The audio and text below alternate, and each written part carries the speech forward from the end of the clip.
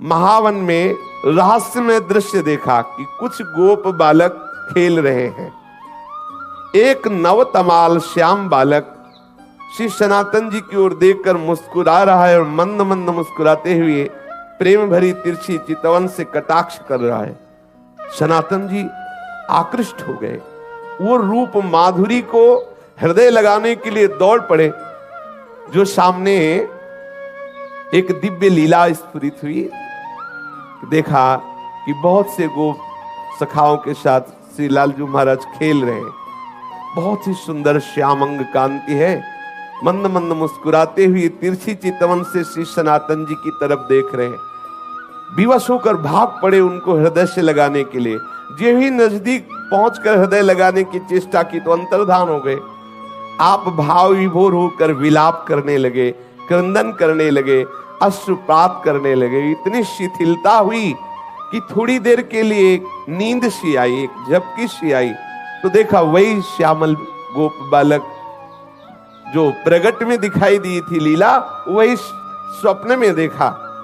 और वो कह रहा है, तुम मुझसे मिलना चाहते हो? मैं मथुरा में श्री परशुराम जी चतुर्वेदी के घर में रह रहा हूं। अब तुम मुझको अपने साथ ले लो, वहां जाओ और वहां से मुझको अपने साथ ले लो। तत्काल ही सनातन जी की वो निद्रा टूटी। आप प्रातः काल होते ही मधुकरी के निमित्त श्री परशुराम जी चौबे के आवास स्थान पर पहुंचे। वहां आपको उस बालक का श्री ठाकुर श्री मदन मोहन के रूप में दर्शन हुआ। जब उस घर में पहुंचे तो सुंदर सिंहासन पे श्री मदन मोहन ठाकुर जी विराजमान थे। जे ही दृष्टि की तो वही बालक जो महावन में गोप सखाओं के साथ खेलते देखा, जो स्वप्न में आदेश देते देखा, वही देखा कि ठाकुर मदन मोहन जी के रूप में वो विराजमान है। ओहो, ये तो ठाकुर मदन मोहन जी हमारे साथ ऐसी लीला कर रहे थे। आप एकटक दर्शन करते हुए आसक्त चित्त हुए। आप वैसे तो एक दिन मधुकरी लाते और ठाकुर जी को अर्पित करके कई दिन तक प्रसाद रूप से उसको पाते, फिर कई दिन बाद मधुकरी को दाते। लेकिन मदन मोहन जी के दर्शन के लोभ से आप प्रतिदिन उसी घर में जाने लगे माधुकरी के लिए, और मदन मोहन जी के दर्शन करते और घंटों खड़े दर्शन करते हुए अश्रुपात करते रहते। एक दिन घर की वृद्धा माता ने देखा कि नेत्र में नेत्र मिलाए हुए ठाकुर के घंटों खड़े हैं, अश्रु प्रवाह हो रहा है। आपकी ऐसी प्रेममयी दशा देख के, बाबा इनको देख रहे हो? बाबा इनको मत देखो, ये सर्वनाश कर देते हैं। बहुत वैसे ठाकुर हैं। उस मैया ने कहा। तो श्री सनातन गोस्वामी ने उस मैया की तरफ देखा, बोले सुनो, मेरा बहुत बड़ा कुटुंब था, खूब घर भरा हुआ था संपत्ति से, जन से, परंतु ये जब से आया हमारे घर में इसने सब नाश कर दिया। मेरा परिवार मिट गया, मेरी सब संपत्ति चली गई, केवल मैं अकेली रह गई। ऐसा ही होता है, अकेला ही रखता है। इसीलिए कल की चर्चा में था, पूज्यपाद श्री रूप गोस्वामी जी कहते हैं कि अगर अपने परिवार से मोह ममता हो तो श्री राधा गोविंद देव जी से आंख मत मिलाना। यदि आंख मिला लिया तो किसी काम के नहीं रहोगे। ठीक ऐसे ही ये श्री मदन मोहन ठाकुर जी की लीला है। उस मैया ने कहा कि सब कुछ नष्ट हो गया जब से आया है, केवल मैं अकेली रह गई हूं। सनातन जी ने वही अश्रु प्रवाह, अनुराग से भीने हुए नेत्र, कहा माता जी तुम इसका परिचय मत दो, मैं जानता हूं मेरी भी यही दशा हो गई है। जब से इसने नजर की तब से सब नाश हो गया। और क्या, राजमंत्री थे, नजर हुई, कहां पहुंचा दिया, एक गुदड़ी करवा और भाव में मगल। ये विनोद है महापुरुषों का। समस्त मलिनता माया की जो हमें घेरे हुए है, जब ठाकुर का कृपा कटाक्ष होता है तो उससे बिलक करके अपनी लीला में प्रवेश दे देते हैं, जो चिदानंदमयी है, जो एक रस लीला है। ये परिवर्तनशील जगत की मोह ममता का नाश एकमात्र इनकी कृपा की ओर से होता है। जब से इनसे प्रीति की तब से मेरा सर्वनाश हो गया। श्री सनातन जी ने कहा इसलिए नाश का अब तो कोई भय रहा नहीं, कोई बचा ही नहीं तो क्या भय है। मेरे निकट जो भी था अब वर्तमान में कुछ नहीं रह गया है, ये इसी की नजर का चमत्कार है। वृद्धा ने कहा तो भी तुम इसकी तरफ देख रहे हो, देखो तुम्हें पसंद आ गया क्या? बोले तो पहले से ही हम राजी हैं, इसके नेत्रों में पहले ही बिक चुके हैं। मैं तो वृद्ध हो चली हूं और मैं सोच भी रही थी कि अब इसकी सेवा कौन करेगा मेरे बाद, क्योंकि परिवार में तो कोई बचा नहीं। देखो इससे कोई ये मत समझ लेना कि ठाकुर से प्रेम करोगे तो तुम्हारा परिवार नष्ट हो जाएगा, ऐसा नहीं। इसका आंतरिक रहस्य है। जब से मदन मोहन जी पधारे तो एक एक करके अपने धाम भेज दिया, अपनी नित्य लीला में सम्मिलित, जो बड़े बड़े योगियों के लिए दुर्लभ है। ठाकुर मदन मोहन पधारे उस चौबे जी के घर तो सबको अपनी दिव्य लीला में प्रवेश दे दिया। लौकिक धन हटा करके चिदानंद वस्तु प्रदान की। हमारी पार्थिव बुद्धि कहीं ऐसा न सोच बैठे कि ठाकुर से जुड़ने का मतलब है संकट विपत्तियां, ऐसा नहीं। जो प्रभु के चरणों में अपने चित्त को लगा देता है तो बिना अन्य साधन के भी प्रभु उसको स्वीकार कर लेते हैं और अपने दिव्य धाम, दिव्य स्वरूप, दिव्य लीलाओं में प्रवेश दे देते हैं। यहां से हटा देते हैं ये जो माइक लीला है, जन्म मृत्यु दुखद भयावह, इससे हटाकर जहां कोई भय नहीं, महासुख है, वहां पहुंचा देते हैं। वृद्धा ने कहा बाबा मैं तो वृद्ध हो चली हूं, था मेरी यही अभिलाषा है, इनको कोई न कोई ले जाएगा ही, मेरे से पूजा सेवा बनेगी नहीं और मैं भी ऊब गई हूं, इससे हमें कोई लाभ प्राप्त हुआ नहीं। क्योंकि वो बाह्य दृष्टि से विनोद में बोल रही कि अब अगर इन लाभ प्राप्त होता तो कम से कम नाती पनाती ही होते, इसकी सेवा कोई नहीं बचा, मैं ही अकेले बची हूं। और ये ऐसा ही करते हैं। श्री राधा बाबा कहते इनका जलनुआ स्वभाव है, ये दूसरिया नहीं रहने देते। ये प्रेम गलित साकरीता में दो न समाए। अगर तुम पूछो कि तुम्हें लाभ क्या प्राप्त हुआ तो यही प्राप्त हुआ कि सपरिवार कुटुंब सब खत्म हो गया है। अब मेरी मृत्यु का समय आ रहा है, कोई ना कोई तो इसकी सेवा के लिए चाहिए ही, और मैं किसको सौंपूं? मैं दे भी उसी को सकती हूं जो इससे प्यार करे। मुझको बड़ा संतोष हुआ तुम्हारे नेत्रों में इसके प्रति प्यार देख करके। आप देखो इसी से पहचानो कितना प्यार करती ठाकुर को। तुम्हारे नेत्रों में अपने ठाकुर के प्रति प्यार देख करके मुझे संतोष हुआ कि तुम सेवा करोगे। देखो अपने नेत्रों से मैं इन्हें ओझल नहीं होने देना चाहती, परंतु बाबा अब मेरा शरीर बूढ़ा हो गया है, अब मेरे से सेवा का एक कार्य हो नहीं सकता और बिना सेवा के ठीक नहीं है, इसलिए इनको तुम ले जाओ। श्री सनातन गोस्वामी जी ने कहा मैया यदि ऐसी बात है तो तुम इन्हें मुझे दे दो, मैं इन्हें अपने संग ले जाऊं। वृद्ध माता ने कहा बाबा इन्होंने जब मेरा ही सर्वनाश कर दिया तो मुझे डर है कि कहीं कुछ और आपके साथ ना हो जाए। बाबा ने कहा कि मैया हानि वाला कुछ रह ही नहीं गया है हमारे पास, जिससे हानि होगी वो कुछ रह ही नहीं गया है, क्योंकि इन्होंने मेरा तो पहले ही सर्वस्व छीन लिया है। अब एक शरीर में लंगोटी है, ये गुदड़ी है, ये करवा है, जब चाहे तब छीन ले, इसका मुझे कोई भय नहीं है। बाबा श्री सनातन गोस्वामी जी श्री ठाकुर मदन मोहन जी को अनन्य भाव से, वो तो अंदर का जो प्रेम है उसी को देख करके तो ठाकुर ने आकर्षण किया है। वृद्धा माता जी अश्रु प्रवाहित होकर के ठाकुर जी को हृदय से बार बार लगा करके श्री सनातन गोस्वामी जी को दी। सनातन गोस्वामी अत्यंत प्रसन्न होकर मानो महानिधि है भी महानिधि, अब जिनको ऐसे ठाकुर लाडले प्राप्त हुए हो सोचो उनको कितना सुख।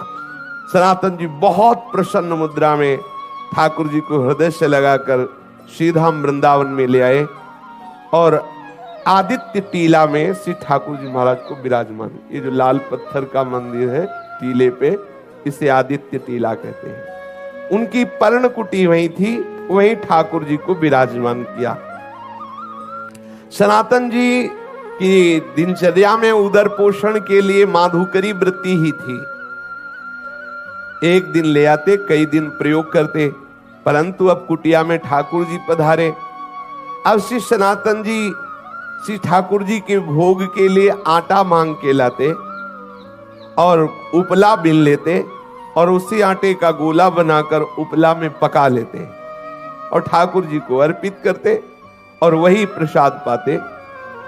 वैसे तो कई कई दिन तक मां धुकरी का भोग लगा के पाते, लेकिन जब से ठाकुर मदन मोहन आए तो रोज आटा लाते और उसी का बाटी बनाकर ठाकुर को अर्पित करते।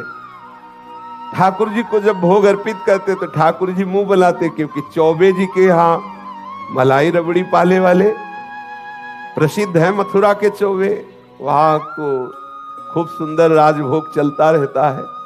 आज भी है, शाम के भांग छानेंगे फिर उनका प्रसाद देखो शाम वाला। हाँ, उनके लीवर की अलग से रचना है, वो मतलब सबके पचले की बात ले, वो अलग होता है, भगवान बना के भेजते हैं वैसा।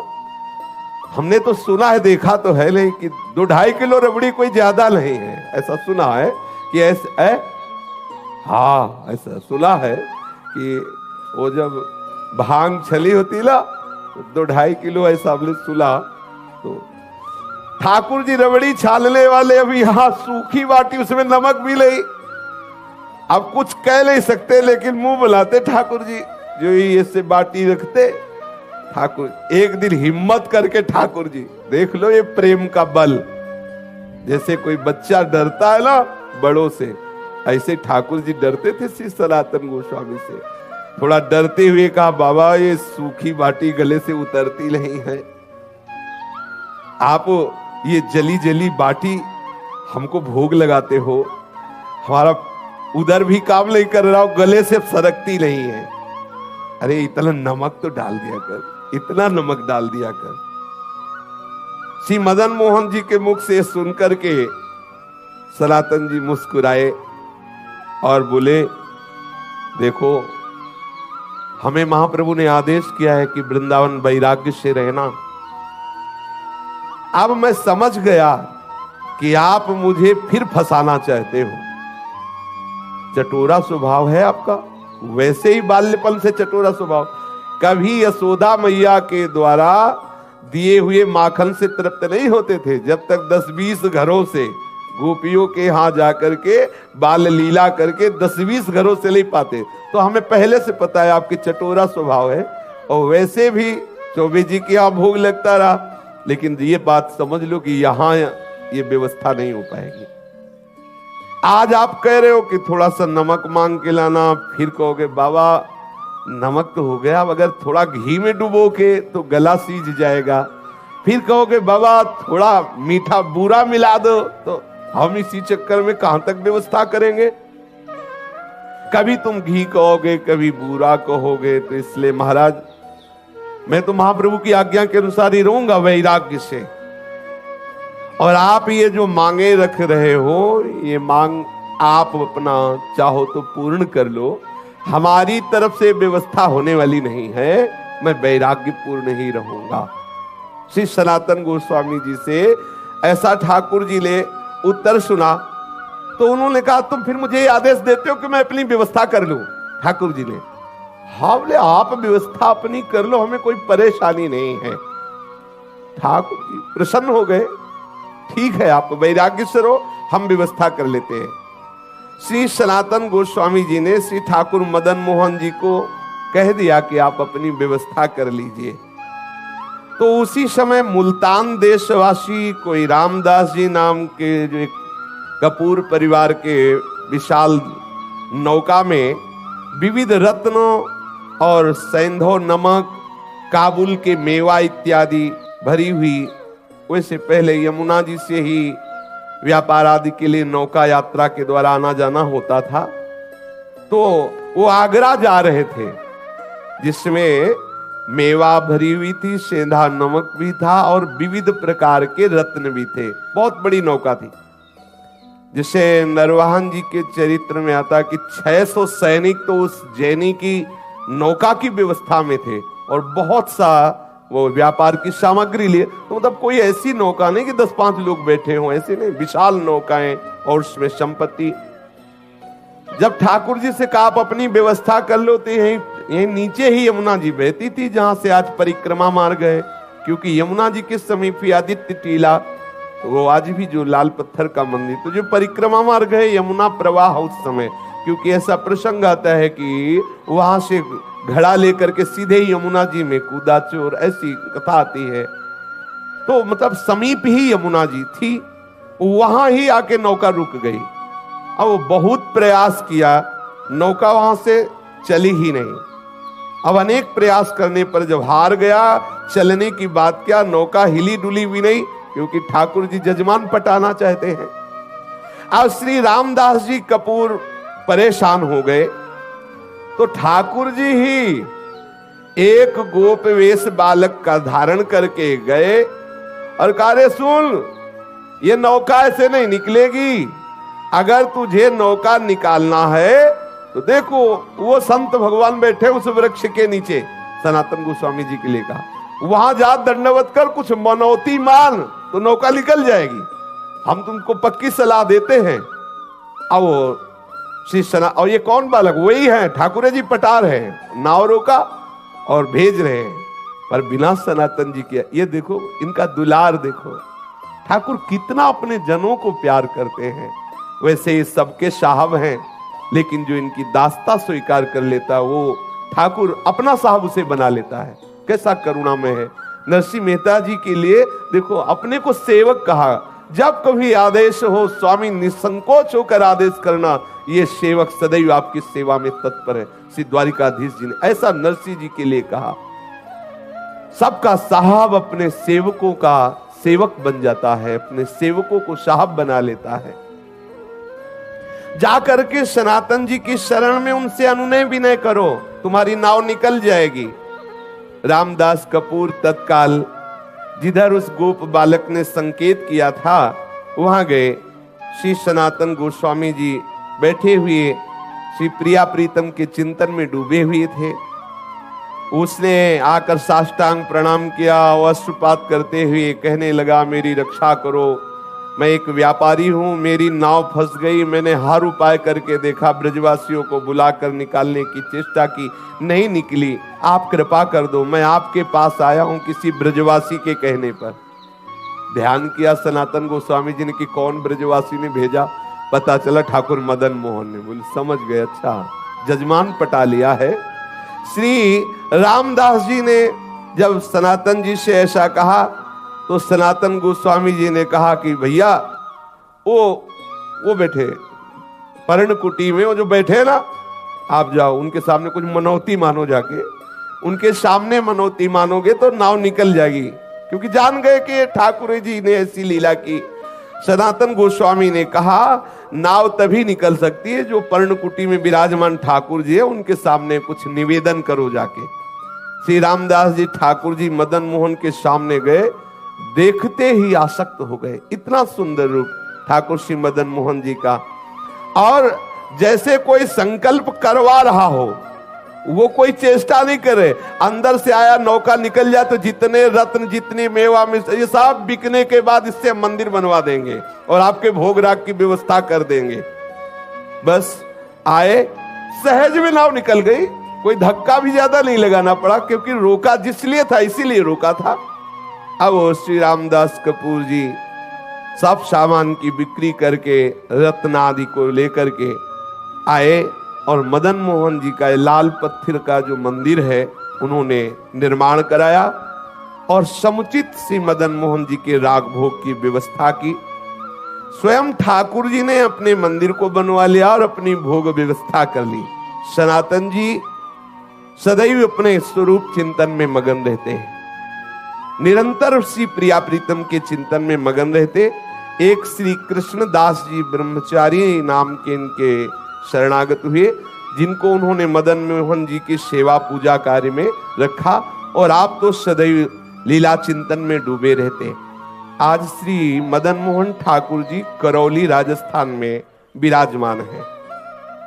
श्री सनातन गोस्वामी जी का नित्य प्रति का नियम था वृंदावन से पैदल जाना, श्री गोवर्धन जी की परिक्रमा करके पैदल आना। कितना कठिन। अपने गिरिराज जी की परिक्रमा होने के बाद तो 10 कदम भी पैदल चलने की सामर्थ्य ले रह जाती। देखो कैसे महापुरुष यहां से पैदल जाते, गिरिराज जी की परिक्रमा दे करके पैदल आते। श्री ठाकुर जी ने जब देखा कि इनका शरीर बहुत वृद्ध हो गया है, फिर भी इनका नियम दृढ़ है, तो कहा कि अब आप मत आया करो, आपका शरीर वृद्ध हो गया है। तो उनका रहा नहीं जाता, ये प्रीति है, रहा नहीं जाता बिना परिक्रमा के, बिना आपके दर्शन के। तो श्री ठाकुर जी महाराज स्वयं प्रकट होकर के एक शिला प्रदान की, जिस शिला पर श्री ठाकुर जी का चरण चिन्ह अंकित है, और कहा बाबा तुम इस शिला की परिक्रमा कर लिया करो, इसकी परिक्रमा से तुम्हें संपूर्ण गिरिराज गोवर्धन की परिक्रमा का नियम पूर्ण हो जाएगा, वैसे ही आपको आनंद प्राप्त होगा। वो पावन शिला वर्तमान में श्री वृंदावन में श्री राधा दामोदर जी के मंदिर में विद्यमान है। सब लोग प्राय दर्शन करते हैं। प्रतिदिन आदित्य टीला से श्री सनातन गोस्वामी श्री गोपेश्वर महादेव जी के भी दर्शन करने जाते थे। तो महादेव जी ने देखा कि जब बहुत एकदम वृद्ध हो गए हैं, तब उनसे कहा कि तुम यहाँ रोज गोपेश्वर मत आया करो। बोले आपके दर्शन का नियम है, तो अब मैं मध्य में ही प्रकट हो जाता हूं। तो जो बनखंडी महादेव जी हैं, उस रूप में श्री गोपेश्वर महादेव जी प्रकट हो गए, और पूज्य श्री सनातन गोस्वामी जी उनके रोज दर्शन करते, बड़े ही अकिंचन। गौड़ देश में वर्धमान जिला के एक गरीब ब्राह्मण अपनी गरीबी से बहुत दुखित होकर धन प्राप्ति के लिए आशुतोष भूत भावन भगवान शंकर की आराधना की। भगवान शंकर जी प्रसन्न हुए और स्वप्न में आदेश किया कि जाओ श्री वृंदावन धाम में श्री सनातन गोस्वामी जी नाम के एक महापुरुष निवास करते हैं, उनके पास पारसमणि है, और श्री सनातन जी तुम्हें वो पारसमणि दे देंगे। ब्राह्मण देव को ऐसा भगवान महादेव जी ने आशीर्वाद दिया, जाओ।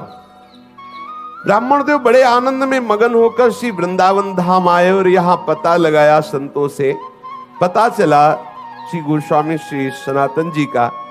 वो वहां गए, श्री गोस्वामी जी को देखा, श्री सनातन जी को, एक गुदड़ी, एक करवा और शरीर पे कौपीन। उनके मन में निराशा हुई कि जो खुद ऐसी गरीबी से रह रहे हैं, वो हमें पारसमणि क्या देंगे। भगवान शंकर के वचन तो झूठे नहीं हो सकते, और उन्होंने इन्हीं के लिए कहा है कि इनके पास जाओ तो तुम्हें धन बनाने वाली पारसमणि मिल जाएगी।